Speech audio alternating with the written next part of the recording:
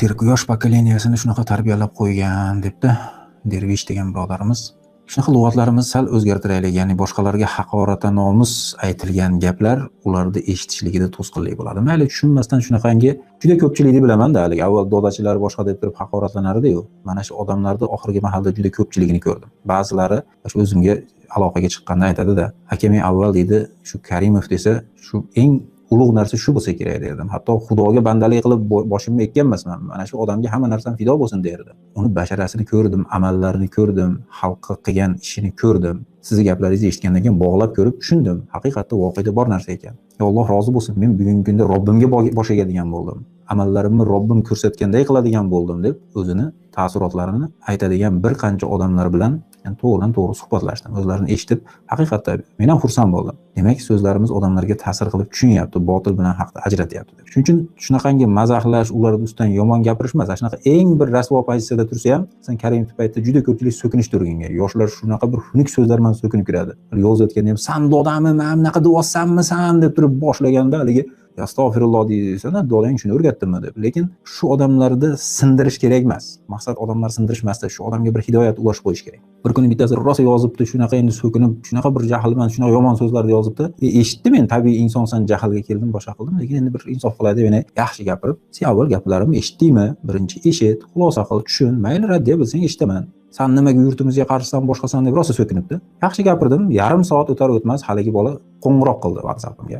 Yana hozir bir narsalar desa kerak deb, men sabr qilib mayli bir eshitay deb olsam, shunaqa bir chiroyli anaqada.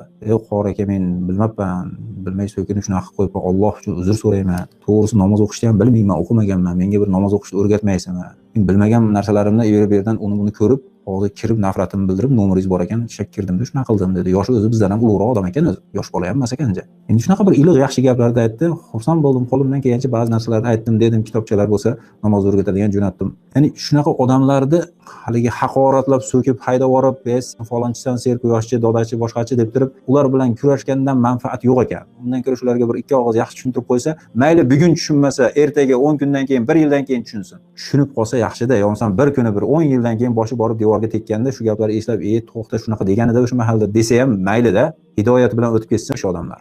Shuning uchun yaxshi narsalardan umid qilaylik. Darvish birodar shunaqangi haqoratli so'zlar bilan eslamanglar iloji bo'lsa.